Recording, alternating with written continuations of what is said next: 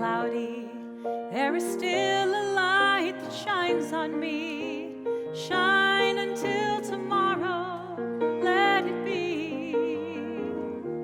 Let it be, let it be, let it be, let it be.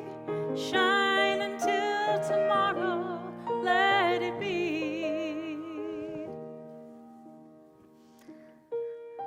I saw you all deciding whether or not you could sing, and there's a reason for that. The answer is yes. But that tonight and this whole season really is a time of melodies, a time of words and music that speaks to our souls, from the Avinu Malkeinu we just heard to Shema Kolenu, which we will hear. Whether it's a folk melody or a dramatic composition, the sounds of this season are, as the kids today say, iconic. And tonight, I want to speak about melodies, though not from this particular High Holy Day canon. Tonight, I want to talk about two of these iconic songs, one from the Beatles' oeuvre and one from the Israeli folk tradition. I want to talk about these songs and the messages they might offer us as we prepare to enter this new year. And so to begin, we're going back in time to the early 1970s. Along with Israel's first Eurovision entry, Ei Sham, the Beatles' Let It Be was on heavy rotation across the Israeli airwaves in the summer of 1973. Naomi Shemer, Israel's beloved songwriter, allegedly sat down that summer with a simple idea: to translate McCartney's Let It Be into Hebrew, keeping his melody intact. But life happened and she put the project aside. Until October 6th, 1973, Yom Kippur, 5734, the holiest day of the year, and the day when Egyptian and Syrian forces launched a surprise attack, catching Israel's citizen soldiers in synagogue, prayer books still open. The nearly 3-week Yom Kippur War had begun. In those early days of uncertainty, somewhere between Yom Kippur and Sukkot, Shemer returned to her pen and paper. And as she had in 1967 with Jerusalem of Gold, she gave words to a people's fear and longing, words that became the song of that war. יש מפרש לבן באופק מול ענן שחור כבד, כל שנבקש לו יהי. At first, she reached for McCartney's tune, but the story says her husband stopped her. Don't waste this song on a foreign melody. This is a Jewish war. It needs a Jewish tune. And so she gave it one. But more than just a Jewish tune, I would argue that Shemer wrote a prayer. Rabbi Jeff Salkin teaches that where Paul McCartney sings acceptance of what is, Naomi Shemer cries out for what could yet be. And tonight, standing at the threshold of a new year, I want us to hold both of these truths, these offerings, the permission to let it be, and the courage to call out for what might yet become. I forgot these. Let It Be was, according to Paul McCartney, never about the Mary of the Christian Bible. Rather, he says it was inspired by a dream of his mother, Mary, who died when he was 14. During a dark period for him and the Beatles, he says, she appeared, and it was so wonderful for me, he said, and she was very reassuring. In the dream, she said, it'll be all right. I'm not sure if she used the words, let it be, but that was the gist of her advice. It was, don't worry too much, it will turn out okay. It was such a sweet dream. I woke up thinking, oh, it was really great to visit with her again. I felt very blessed to have that dream. So that got me writing the song, Let It Be. Let it be. They're not words of despair, but words of surrender, or maybe acceptance. Let it be can mean sitting gently with the undone, the imperfect, the present moment. It is the unfolded laundry and undrafted emails. It is also the broken heart still unmended or the treatment yet uncompleted. Let it be can mean the willingness to sit inside unfinished stories, trusting that the next chapter will come in its time. Maybe it's waiting for a phone call that hasn't yet come from a doctor, an employer, or a loved one. Maybe it's watching your child or your spouse or you yourself grow into yourself, not knowing yet who they or who we will become. And sometimes I think letting it be means letting it go. An important lesson for tonight as we stand before the open gates. Let go of unfulfilled hope and failed attempts. Let go of truly irreparable relationships and broken promises. Let go of the beliefs and the sureties that no longer serve you. Let go where you can of pain, but also of success. Let go of could, let go of would, let go of should. Let those go. Let these be. Not because we believe, like Paul McCartney's mother told him, that everything will be okay. That's not really the Jewish way, and that's not actually Jewish wisdom. On Rosh Hashanah, though, we stand between what we can change and what we cannot. Unatana tokef, the stark words we read tomorrow, tell us plainly, some of what awaits us this year is beyond our control. And yet, even as change surrounds us, not every change is demanded of us tonight. There are things we can change and things we cannot, things we want to change and things we do not. There are changes that feel urgent or unavoidable, and there are those for which we know we are not yet ready.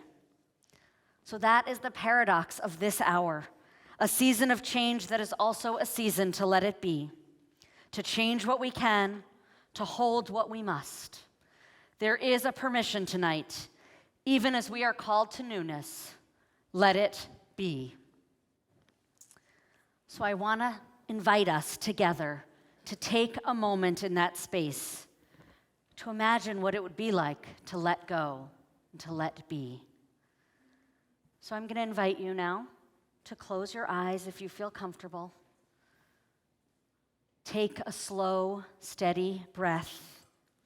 Notice your body in your seat, your feet if they are on the floor, and keep coming back to your breath, moving in and out. As you breathe, I want you to notice, what are you holding really tightly?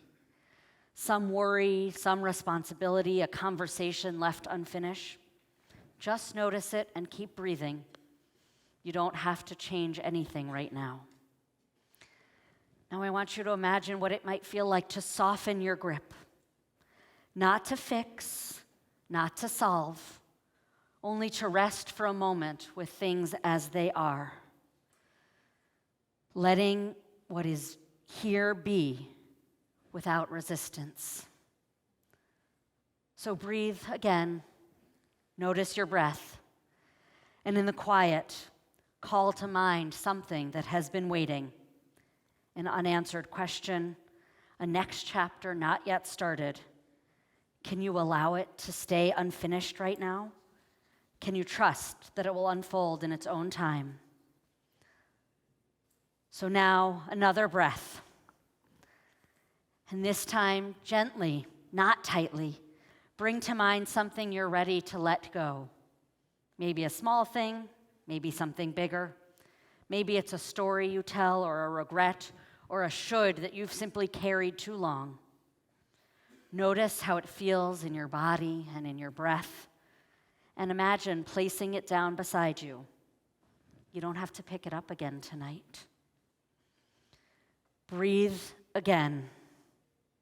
Surrender is not giving up. It is giving over to time, to process, to mystery. Acceptance is not weakness. It is courage to meet what is here and to trust what is still to come. Let this breath be enough. Let this moment be enough. Let it be. And when you're ready, open your eyes, or don't. Take another breath and gently return to the room. Shana Tova. Those are the words with which we greet each other tonight as we leave and tomorrow again as we arrive. Shana Tova, a good year. And of course, we know this new year does not arrive in a vacuum. It begins again, as Rabbi Josh so beautifully noted, in the shadow of war still raging in Israel, hostages still in captivity, soldiers in dangers, family living each day in fear and uncertainty. And it begins in our own America with a weariness that cuts deep, division, anger, and as we've seen, political violence that threatens to tear us at our very core. And the new year begins in each of our lives as well, with our joys and our wounds, our longings and our losses. And still we say, Shana Tova, may it be a good year. And in Hebrew, all of these words have roots. And the root for Shana can be read also as the root for change. So it can mean not only year, but change.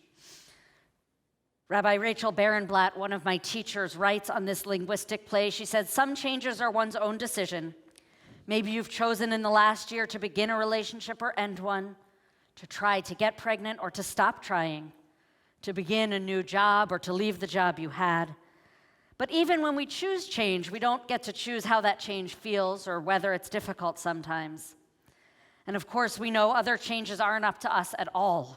The loss of health, of a job, of a partner, of a cherished personal story about who we thought we were and what we thought our lives would be. These may happen to us, with or without our consent. So here's more of Rabbi Barenblatt's wisdom. Whether change is pursued or foisted upon us, we do get to choose whether to fight it or to embrace it and flow with it. The opposite of change isn't comfort. The opposite of change is stasis. And ultimately, stasis is death. If we are alive, we are changing. We don't get to choose not to change. So to wish one another Shana Tova is to say, may this year be different. May the change ahead be for blessing. May we create the world we imagine, the world we seek, the world for which we pray incessantly. And this sentiment, we might translate it to Hebrew as Lu Yehi. May it be. May it be. Not a translation, but a transformation. Not McCartney's song dressed in Hebrew, but a prayer born out of Jewish time and Jewish fear and Jewish hope. It was a song for its war-torn moment, but maybe, just maybe, it is a song for ours as we stand at the threshold of a new year. This is a Jewish moment, and it needs a Jewish tune. בקול הנוט אני שומע, קול שופר וקול תופים, קול שנבקש לו יהי. לו תשמע בתוך כל אלה, גם תפילה אחת מפי, קול שנבקש לו יהי. Because it turns out Shemer does not only give us a Jewish tune, she gives us Jewish voice. The language of Lu Yehi is rich with Jewish symbolism, with imagery and language from our texts and our traditions. The light that shines in McCartney's Cloudy Night transforms into the holiday candles, lit to begin our holy days. And this stanza we just heard, Ma kol hanot ani shomea, it begins not with whispered words of wisdom, but with sounds of the book of Exodus. Quoting Torah directly, Shemer recreates the moment that Moses comes down from the mountain, down from his encounter with the divine, and wonders, what am I hearing? Shemer's answer was the sound of her time, shofar and drums, the high holy days in a time of war. But those sounds, of course, are timeless, and we hear them today too. The sound of the shofar calling us in tradition to war, but also calling us to attention and presence and possibility. It is the sound, certainly, of this season. Or the sound of drums leading a march, but also leading a celebration. There is a beautiful midrash, a rabbinic teaching, that this moment, the celebration on the far shores of the sea, is a moment of great faith. The rabbis imagined that the righteous women of that generation were so confident that God would perform miracles for them that they, as they rushed out the door on the night of the Exodus, schlepping the matzah and their families and their kids, they made sure to bring their timbrels with them from Egypt. The rabbis teach that they believed things could be different, and so they carried with them these instruments of hope. And I think we're called to do the same, to not only believe in the possibility of change, but to see ourselves as agents of it. Because these days, these holy days, they remind us that not everything is in our control, that sometimes we have to surrender and accept what is. We name that with stark honesty tomorrow morning. And these days, these holy days, they also remind us that we have the tools to build something new, something different. Even within those words of Unatana Tokef, our tradition calls us to action, to tshuva, tefillah, and tzedakah, repair, relationship, and reflection. These are the ways that our own hands, our own voices, our own choices can shift the story. But Shemer's song turned prayer, of course, does not tell us to simply let it be, to surrender to inevitability. No, these are words of hope and of possibility, of creating a new future against all odds. And so tonight, as the year and its curses end, and the year and its blessings we pray begin, Lu Yehi calls us to resist despair, to choose compassion, to act for justice for ourselves and for the world. Lu Yehi reminds us, too, to pack our timbrels. So the Beatles gave us Let It Be, a song of acceptance. And Naomi Shemer gives us Lu Yehi, a song of yearning. And somewhere between them lies the human condition, what is and what could be. And Rosh Hashanah, of course, dares us to stand in both of those truths at once. Let it be is what we whisper when we've had enough, when change is simply beyond us. And may it be, that's what we whisper when hope breaks through, fragile but insistent. Let it be is surrender. It says, the world is broken and unfinished, and I can't fight it. I will sit with what is and try to find blessing there. Let it be reminds us that blessing can be found even in the unfinished and imperfect. And acceptance does not mean we've given up. It means we're willing to be present, to let this moment speak in its own voice before we rush to change it. May it be, though, that is covenant. And it says, the world is broken and unfinished, and I will not give up on it. We pledge to partner in bringing blessing, in bringing change into being. This is the covenant of the Exodus, when our ancestors walked into the unknown carrying only the hope of freedom. Covenant is the willingness to bind ourselves to the work of these days, the work of becoming, even when the road ahead is unfinished. Tonight, we stand on the precipice of past, present, and future. And so when we whisper, may it be, we are not resigning ourselves. We are stepping into relationship with God and each other, with the generations who came before and with those who will come after.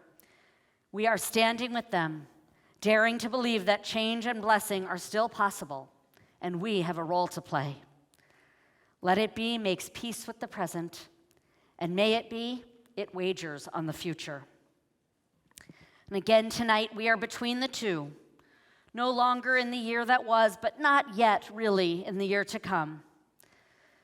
And so again, I'm going to invite us to take a moment together as the evening has fallen in this hour of change, as we prepare to enter the holy space and intensity of these next 10 days. I want to offer you this, not a full meditation, but an intention setting for the year ahead. So again, if you wish to close your eyes, I invite you to do so, to take a breath and imagine, really imagine what you yearn for, what you want to see born in this year ahead. A healing, a reconciliation, a step toward justice, a gentler way of being with yourself or those around you. And what would it mean? What would it feel like to wager on the future? To believe, if only for a moment, that blessing is possible, that change is possible, that our hands and our voices and our choices can shift this story. Take one more breath. Whisper, let it be, and make peace with the present. Whisper, may it be, and wager on the future. And then we whisper our prayer. Kol shenivakesh lu yehi. All that we ask, all that we long for, may it be. Lu yehi, ana lu yehi.